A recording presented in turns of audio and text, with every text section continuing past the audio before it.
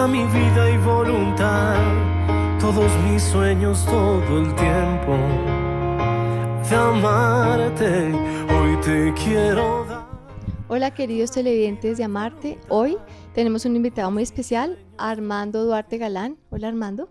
¿Cómo estás, Catarina? Feliz de tenerte acá. No, el gusto es mío de estar aquí contigo y con tus televidentes. Muchas gracias. Bueno, Armando es abogado, es experto en negociación y en formas de comunicación avanzada y ha querido introducirnos en el tema de la conciencia situacional en el matrimonio, ¿verdad, Armando? Correcto. Bueno, toda la palabra es tuya. Ok, entonces me ha pasado con frecuencia que por ser mi campo de estudio la negociación, pues me preguntan temas de negociación con comunidades, negociación en fusiones y adquisiciones, negociación en transacciones, negociaciones colectivas, pero el tema de la negociación en pareja y la negociación emocional es un tema que verdaderamente se aparta completamente de la línea tradicional de negociación. Porque la línea tradicional de negociación va a alternar entre favorecer la relación o favorecer el resultado. ¿Okay?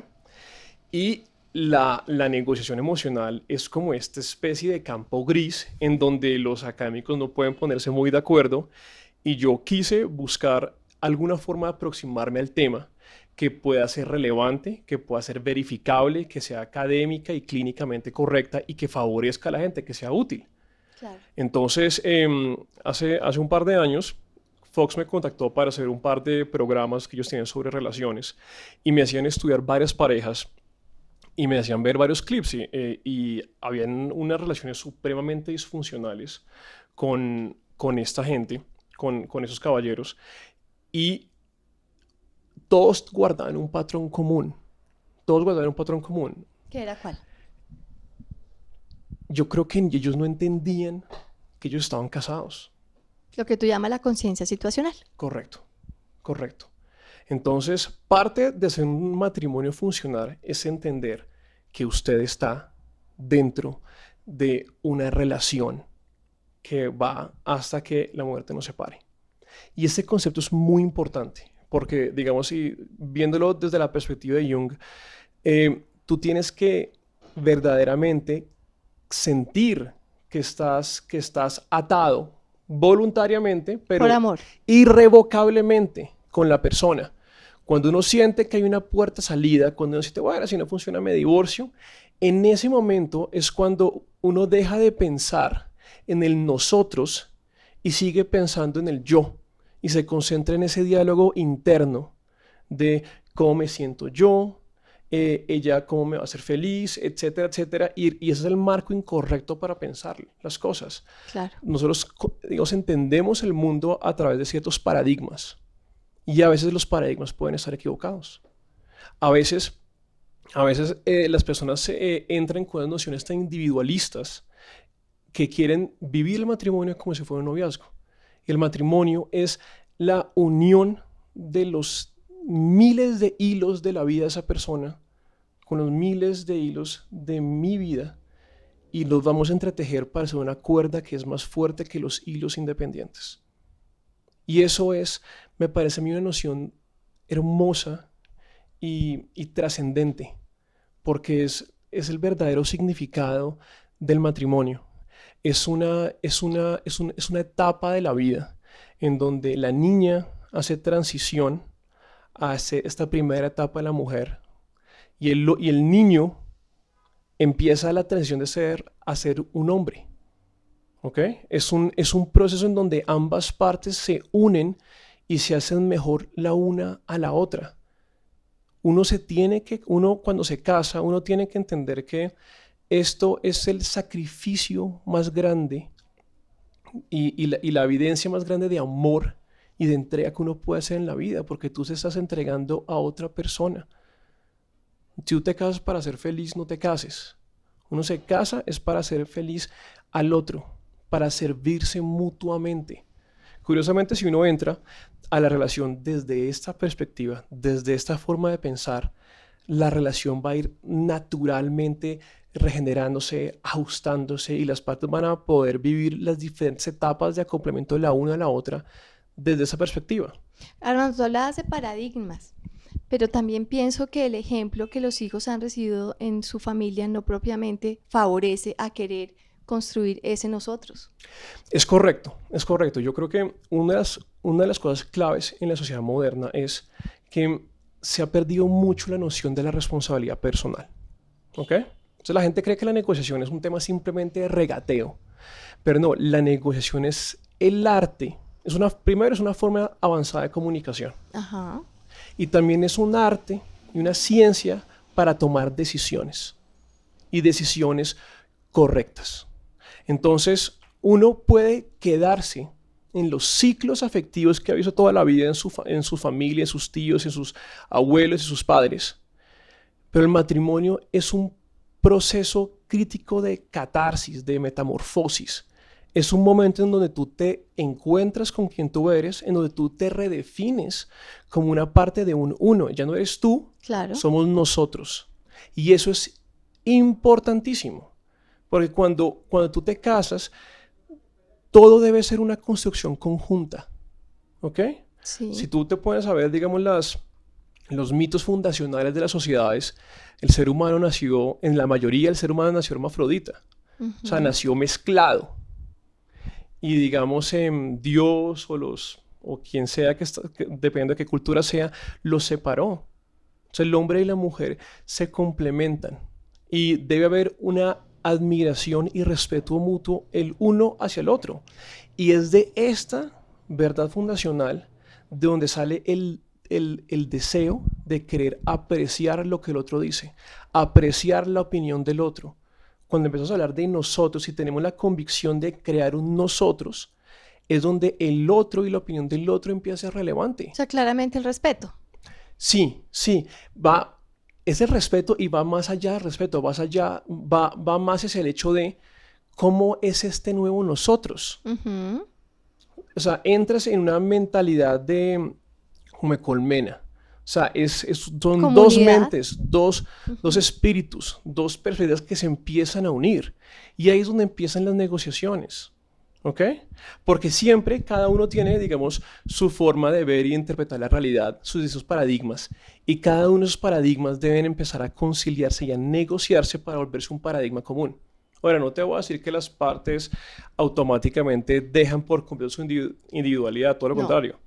No podrían dejarla porque si no, ¿cómo enriquecemos esa complementariedad? Exactamente. Entonces, digamos, en resumidas cuentas, es una forma de percibir y entender la institución en la que estás ahora.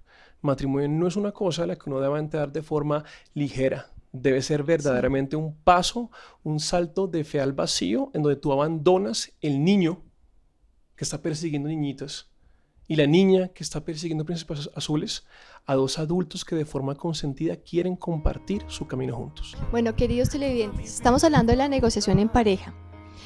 Armando, exactamente cuál es el rol de la negociación en la pareja. Yo atiendo permanentemente parejas en conflicto.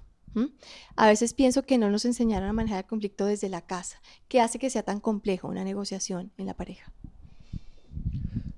Me encanta la aproximación que has hecho de que a veces tú crees que no los han enseñado a resolver el conflicto en la casa. Y yo creo que en parte tienes razón. Pero no es tanto que no los hayan enseñado a resolver el conflicto, sino en parte entender el conflicto. Entonces, primero que todo, el conflicto es un síntoma. El conflicto no es ni bueno ni malo, es como un fenómeno que se da. Sí. Es una parte, digamos, fundamental de nuestra existencia. Sí, es connatural al ser. Exactamente, digamos, no podemos disociarnos de él. Es un síntoma de que algo está pasando. Entonces, cuando uno, digamos, ignora el conflicto, ay, no molestes de la cantaleta. Evitativo. Exactamente, digamos, hay formas de entender el conflicto. Entonces, es que usted es peleonero. Es que usted es mamón, es que esa forma de simplificar, de trivializar al otro, es donde el conflicto empieza como a supurarse. El conflicto es un síntoma normal de algo que debe ser tratado. Cuando uno lo trata, eso empieza como a supurarse, como a infectarse, como a profundizarse. Entonces, la función de la negociación en la pareja es buscar pasar de un paradigma de hablarle hacia el otro, es que usted es terco, es que no me gusta, es que usted porque bla, bla, bla, a buscar aprender del otro. Buscar aprender por qué el otro se siente como se siente. Claro, es mirarse uno mismo primero, pienso yo, y tratar de descubrir el sentimiento oculto que te lleva a esa discusión, a esa diferencia. Correcto, porque digamos, en eso, allí se basa, digamos, la apreciación de la postura del otro, dentro del contexto del matrimonio. Tengo que validar lo que el otro siente. Sí, claro, porque es que, digamos, cuando el otro no se siente escuchado, es cuando empieza a gritar. Claro. ¿Ok? Si el otro no se siente escuchado, va a empezar a gritar. Y tú ves este ciclo, digamos que Freud lo llamaba como la compulsión repetitiva, ¿ok? De repetir una y otra vez patrones malsanos de comportamiento. Entonces, digamos, aquí hay varias cosas que toca, digamos, desfragmentar. Y la primera es, ¿en qué momento usted está negociando o usted, digamos, tiene la suficiente capacidad para negociar y en qué momento simplemente entró en un ciclo repetitivo de conflicto? El ciclo vicioso. Exactamente. ¿Qué es lo que pasa? Digamos, el ser humano es muy perezoso mentalmente. Mucho más perezoso de lo que uno se imagina. Uno es perezosísimo.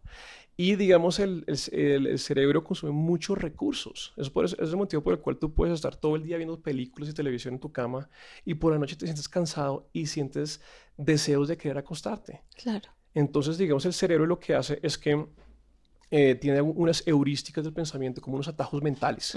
Entonces, cuando empieza a surgir el conflicto entre, digamos, un tema de conflicto entre la pareja, en ocasiones lo que hacen es que ponen el cerebro, pone el cassette de, esta es la pelea tal cosa, y empiezan a repetir los mismos argumentos el uno hacia el otro. Y no se avanza, claro. Y no se avanza. Entonces, digamos, por debajo de cada conversación, por debajo de cada discusión o negociación, hay 3 diálogos fundamentales. Está el diálogo de la identidad, cómo me veo yo en este mundo, quién soy yo, cómo me entiendo, ¿okay? ¿Cuál es mi lugar? Exactamente. Está el diálogo de la emoción, cómo me siento, cómo esa emoción impacta la forma en que yo pienso, la forma en que yo proceso las cosas. ¿Ok? Y está la conversión de los hechos. ¿Qué es real? ¿Qué no lo es? Ahí también a veces se cuela la conversación de quién es la culpa. Ay, sí. Entonces uno digamos, uno tiene que aprender a desarrollar un ojo clínico y yo creo que un ojo de amor hacia el otro. ¿Ok? Yo pienso que uno debe ver con misericordia al cónyuge, ¿verdad? Partir de la buena voluntad del cónyuge. Yo creo completamente lo mismo. Porque es que primero hay que separar a la persona del problema. ¿Okay? Y digamos, eso tú lo vas a ver repetido en muchas escuelas de negociación y por muchos autores distintos. Es no satanizar al otro, no vilificar al otro, no degradar al otro. No reducirlo a es que usted es terco, es que usted es neurótico, es que no. Entonces, digamos, si tú te pones a pensarlo, la medicina, la fe y otras formas de pensar y la ciencia, todas tienen como en el fondo un deseo de entender las cosas, un deseo de hacer el mundo mejor.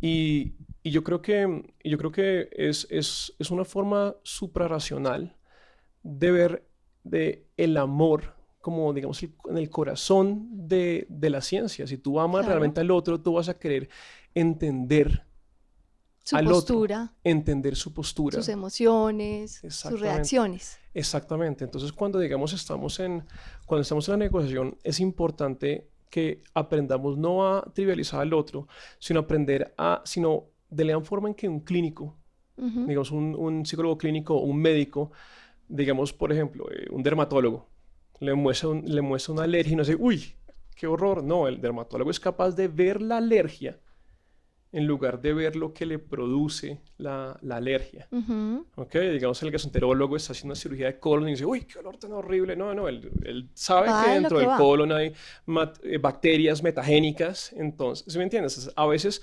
nosotros lo que debemos hacer es reconocer los síntomas de que vamos a entrar en este ciclo vicioso Ujú. y pararlo. Porque el cerebro lo único que va a hacer es Alimentar eso. repetir y alimentar eso y se da esta forma de excitación competitiva y escalación irracional del conflicto en donde ambos se rebotan la bola, ambos se echan la culpa, Sí, ambos repiten una y otra vez lo que acaban de decir en lugar de escucharse el uno al otro. claro. Y es que pareciera que fuera más complicado, pero en realidad es igual de sencillo. Entonces lo que debemos hacer es reconocer los síntomas de que esto está sucediendo y tener el amor suficiente para escuchar. Y en el caso, por ejemplo, tanto hombres como mujeres, en lugar de, ay, ya empezó la cantaleta otra vez, ese tipo de actitud va a prolongar su El conflicto. conflicto, En claro. ese momento, concéntrese en lo que está pasando y traduzca la emoción que usted siente en una descripción fiel a la realidad que ambos puedan aceptar. Ujú. ¿Ok? Validar. Exactamente, de tal Ok. forma que ambos se sientan escuchados. Y cuando usted se siente escuchado, usted puede empezar a trabajar el problema, a Sí, antes diferencia no, de antes no. rebotar culpas. Bueno, queridos televidentes, sin perder de vista que cada conflicto en la pareja es único, que tiene sus elementos propios, pienso que hay 3 elementos, Armando, que debemos tener presentes a la hora del manejo de una negociación. Correcto. Serían el nosotros, la conciencia del nosotros, Ujú. el tema de la confianza y el tema de la autonomía. Correcto.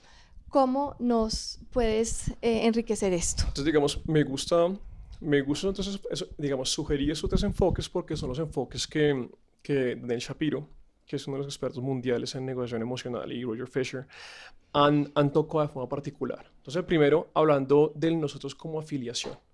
Entonces, tú puedes elegir entrar a tu relación y digamos, y entender la relación y la forma en que se hablan como un paradigma de yo versus él, Ujú.